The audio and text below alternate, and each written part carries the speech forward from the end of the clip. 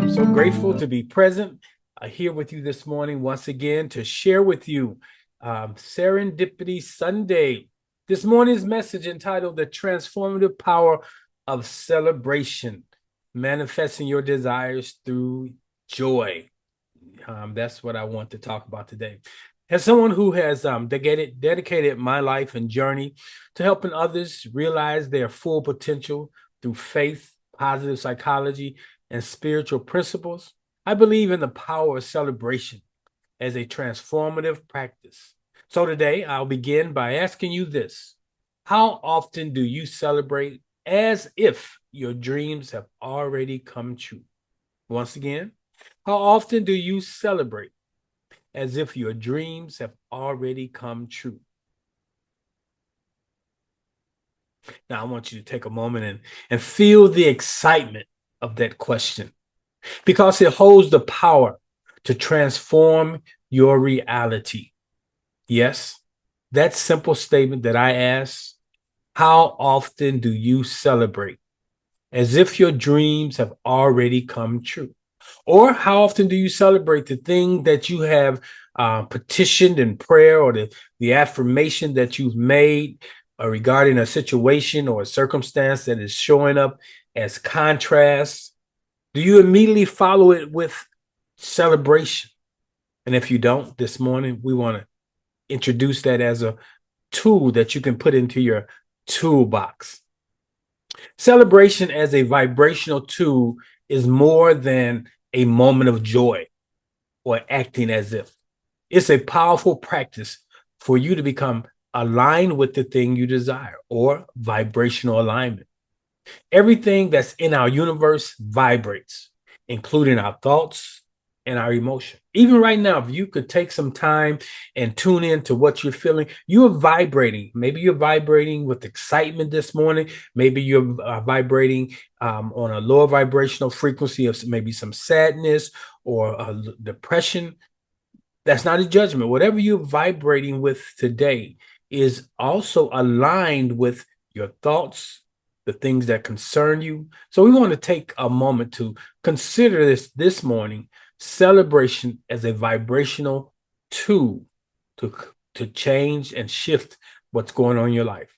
As stated, everything in this universe vibrates, including your thoughts, your emotions, the words you use. When we celebrate in advance, what we do, we are aligning ourselves with the frequency of already having what we desire. This practice aligns with Neville Goddard's teachings. Now, if you follow me, you know I often allude to Neville Goddard. He talks about assuming the feeling of your wish fulfilled and observing the route that your attentions follow when you do that. By acting as if our desires are already fulfilled, we draw them closer into our reality. Simply by doing that, simply by acting as if it's already done. For we shouldn't have any problem doing that, because we know the moment that we declare a thing, it is done. And if you don't know that, that should become your reality. Now, think of a moment when you celebrated wholeheartedly before you had any reason to believe it would work out. That feeling is what fuels the transformation of dreams into reality. Well, some of you may have had a difficult time. Maybe you grew up in a house where your parents, when they said, when you made a request, or your grandparent, whomever you knew you could ask, your ace coon boom, your ace in the hole, you will go to. And if you asked them for something and they affirmed that it was done, that you rejoiced immediately after. It could have been simple as them saying, I'll get it on next payday, or can you wait a couple days? The moment you had that assurance that they understood and that they had affirmed that they were going to do it, you began to rejoice. And that's the same level of rejoicing we should be able to move into when we make a request of the universe. So why should we celebrate before the victory comes or before the thing desired shows up? Faith and trust is expressed through celebration. Celebration before achievement or obtainment is truly an act of faith. It shows that faith is powerful, not just in thought, but also in joyful action. When we look at that wisdom book called the Bible, we find countless examples where celebration and praise preceded the outcome. We can look at Second Chronicles chapter 20, verses 20 through 22. Here we see King Jehoshaphat led his people into a battle with songs of praise, and they achieved victory before lifting the sword. That's where we get that scripture. Shout now, don't wait till the battle's over.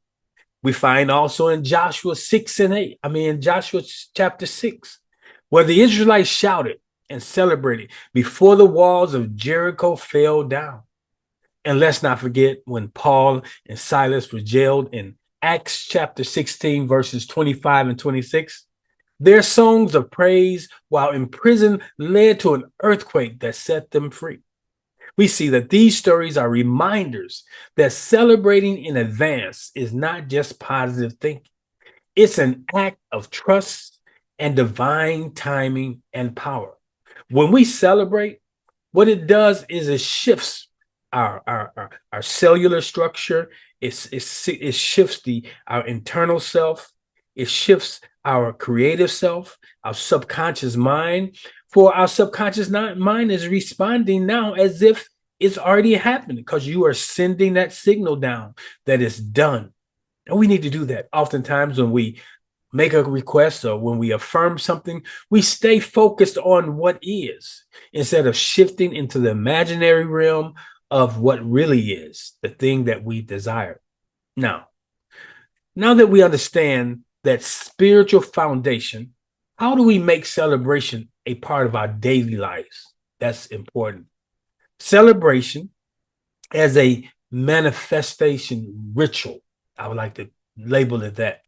To integrate celebration into our daily practice, we start by creating rituals and resonate with you. It could be a morning gratitude statement, a morning gratitude dance, a singing of affirmations in the morning, or journaling about your desired reality as if it's already happened, or just sitting back and running through your mind now that the request has been made, observing what it is that you requested and how it plays out. The feeling of the wish fulfilled, if assumed and sustained, must objectify itself in the world of shadows. That's what Neville Goddard says, that when we assume the wish fulfilled, there should be a feeling that if assumed properly, it will, and if it's sustained, it must objectify itself in the world of shadows. What he's saying, that it must come from the unseen to the seen. So let's try a quick exercise together this morning. I want you to close your eyes. Go ahead, don't be lazy. Be participatory right where you are, unless you're driving your vehicle. Close your eyes and envision your biggest dream coming true. Okay, if maybe you don't have a big dream, whatever you've been concerned about all week, I want you to envision that it has come true. And I want you to imagine the celebration, the smile, the joy, the gratitude of having received this. Feel the energy right now of that celebration as if it's happening now. Hold that feeling and let it resonate. It's that simple. Now, this is something that you can do often on your own. When you do this, it leads us to understanding who we are as divine individuals. We truly are co-creators. We have the ability to shift whatever is going on in our lives. We can see that when we look in the opening statement of Genesis chapter 1. It says, in the beginning, God created everything. And it says that there was darkness or upon the face of the deep. Something had happened. And so what Source went in and did, he began to recreate it. Those 6 days of recreation. And I'm saying to you, you must go through the process of creating the thing desired. Whatever is showing up in your life that is contrast, don't just rehearse it. Don't just continue to mull over it, but I want you to learn how to take action. I want you to learn how to operate as a divine spiritual being. Remember, you're not just a bystander in your life. You are a co-creator with divine power. The teachings of science of mind, unity, divine science, they all emphasize that we are spiritual beings with the ability to manifest our desires. That's what New Thought is about. It's about taking on life with another way of thinking. You are not a drop in the ocean. You are the entire ocean in a drop. This comes from an individual by the name of Rumi. Celebration is a reminder of this truth, a practice that aligns with our divine nature. Now, it's important.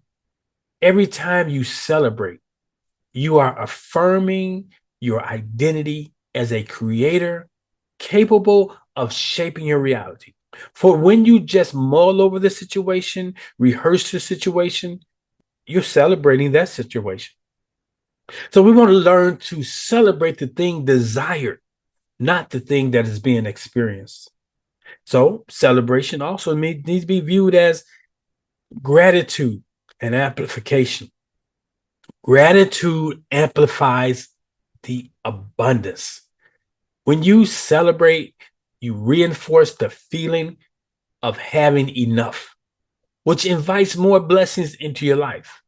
As the individual by the name of Melody Beatty said, gratitude turns whatever we have into enough and more. Grateful. My mom used to tell us as children, sometimes we were crying with a loaf of bread under our arms. We would be in the midst of a meal and me asking what's for dinner. And she would tell me, don't cry with a loaf of bread under your arms. Basically what she's saying, be grateful for what you have. Okay. And she used to tell me things like bird in the hand is better than two in the bush. The one in the hand is the one that's captured. The two in the bush are potentials. So we have to learn to practice, have to learn to slow down. Even while you are waiting for the third dimension of time, past, present, and future to catch up with the now, you got to learn how to stay in gratitude. That's important. Practicing celebration with gratitude shifts your mindset to one of abundance and fulfillment. Now, let's look at some stories and examples to inspire your practice. We can find throughout history and in modern times countless stories that illustrate the power of preemptive celebration. From the biblical stories we mentioned to personal testimonies of people who celebrated before seeing results, witnessed miracles unfold, these examples show us that this practice is transformative. One modern example that many of you are familiar with is Oprah Winfrey. When you look at her story, who has spoken about how gratitude and celebration have played crucial roles in her journey. Before becoming a media mogul, we know that that we know today, Oprah was practicing daily gratitudes and celebrated the small victories, reinforcing her belief in her vision. Another inspiring story comes from Lisa Nichols. You know who she is. If you don't, look her name up.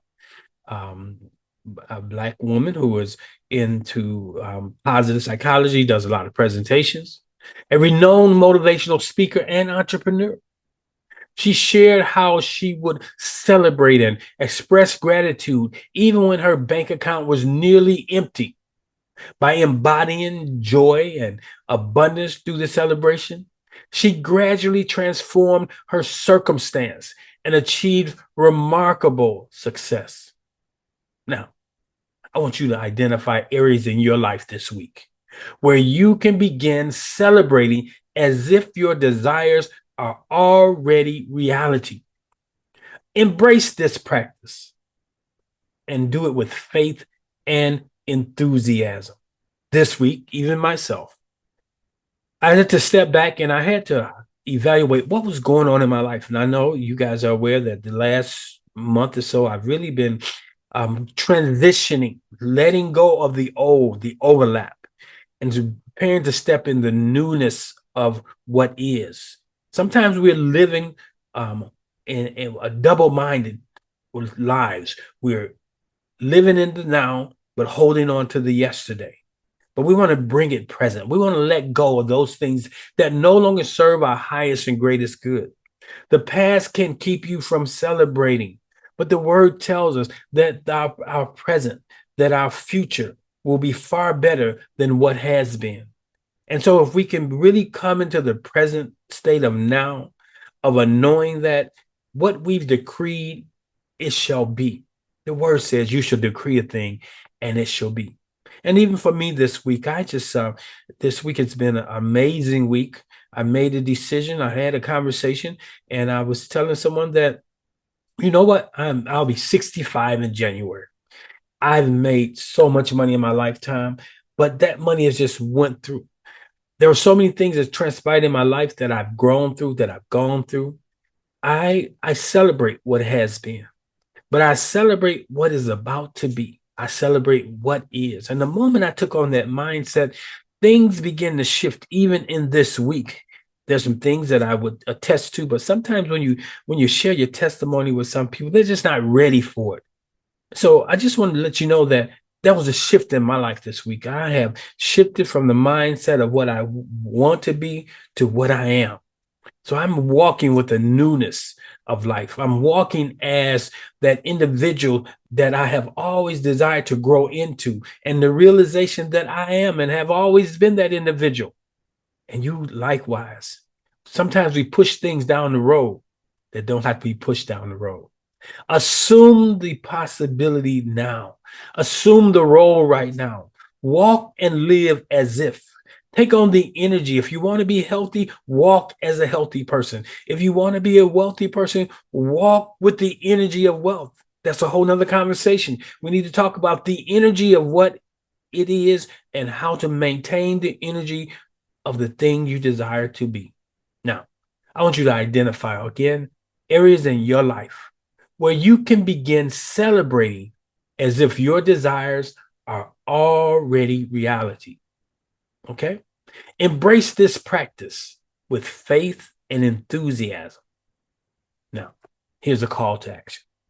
In closing this morning, remember that celebration is not just a response to what has happened, but a tool for creating what is to come. You energize, you magnetize yourself for the thing. Like when you begin to celebrate as if it's already happened, that vibrational frequency will attract more of that. So let your joy lead the way to your next success. Let your joy be full. We know that the scripture says that Jesus come that you may have joy and that your joy be full. I challenge you to commit to a 30-day practice of celebrating your desires this entire month as if they have already been fulfilled. Okay? So I want to end this morning with a powerful affirmation. I'll state it once, and then we're going to state it together. And it goes like this. I celebrate now, knowing that I am aligned with my highest good and my desires are already fulfilled. I'm going to say it one more time, and then we'll do it together twice. I celebrate now, knowing that I am aligned with my highest good and my desires are already fulfilled. Now together. I celebrate now, knowing that I am aligned with my highest good and my desires are already fulfilled.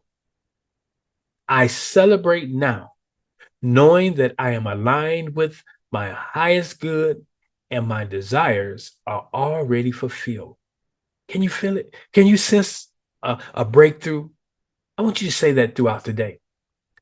What you focus on expands. So focus on what you desire and celebrate it. Now, I want you to take a moment, close your eyes, and center yourself as I close with prayer. So take a big breath in, hold the breath, exhale all the way down. Take another big breath in through the nostrils, hold it. Allow every cell, every system, every organ, the entirety of your physically formed being to be infused with the elixir of life right now, bringing everything into proper manifestation. Now exhale, letting go of all toxic thoughts, everything that does not serve your highest and greatest good, all the way down to the bottom of the breath. And as you come to the bottom of the breath, continue to breathe in and out at your own pace as I pray this prayer. Divine Spirit, we come before you with hearts full of gratitude and faith this morning. We celebrate now, knowing that our desires align with the highest good, that abundance flows effortlessly into our lives. Guide each of us to see the beauty in each step of our journey and remind us as we go about our way to celebrate not just the outcomes, but even the process. May we trust in your timing, remain steadfast in your faith, and continue to celebrate the manifestations yet to come. Amen. So I want to thank you this morning, and may your journey be filled with celebration as you go throughout this week. Notice things shift when you shift the things you think about. Take your thoughts off of what has been. Or if you're right now still thinking about that thing, give it one good thought over. And then I want you to identify what is the opposite of what you're experiencing. What will it look like? And I want you to stay there. And I want you to continue to build on what it looks like and celebrate as if it's already happened. There you have it. That's our message for this morning. This Serendipity Sunday morning, I pray that something has been said that has been uplifting and encouraging to each of you, and that you have found that this message entitled The Transformative Power of Celebration and Manifesting Your Desires Through Joy. You won't manifest them in sadness. You will not manifest them in sorrow. You'll manifest them in joy and happiness. All right. Before we close out this morning, I'm going to go to the green room. If you're with us on the YouTube channel, welcome. I see we have a number of people there. Go ahead and type in. If you got a question, you can do that. For those of you who are joining here this morning on the Zoom room, if you got question, comments, aha moments, type them in. And I just want to also say, for those of you who are with us this morning and you have found value in Oasis everywhere, and you want to sow a seed of gratitude, a seed, not because there's a need in this ministry, because there is no need. I have no need in the ministry. I have no need in my life. So your giving should not be predicated upon a need, but you learn to give gracefully. You learn to give as an act of showing that you are a vessel through which things come in and things can go out. When we give, it shows the universe that we believe that there is more where that came from. We don't have to hoard it. So if you would like to be a blessing to this ministry this morning, simply you could go to the website, Oasis-everywhere, oasisspiritualcenter.com, and you go over to the giving tab. And from there, you can find the platform that best fits the way you would like to give. Or if you don't want to go through all that this morning, and I ask that somebody will type this number in, you can just use the number 708-368-1076. Again, 708 368 1076. This is a number that you can use for Zelle, or you can use that same number for Cash App, and that'll come to the ministry. And your offerings are tax deductible. So when you prepare to do your taxes, you get back what you've already given, or you get credit for it. So you can't beat God giving. All right. Thank you, Cheryl, for typing that number in. Okay, before we close this morning, I want to look and see if there's any questions. I'm not going to stick around if there's no reason to stick around. But if you have an aha moment, if you have something you want to share, feel free to do so right now by raising your hand if you're in the Zoom room, or if you're on the platform. I would love for you to type in.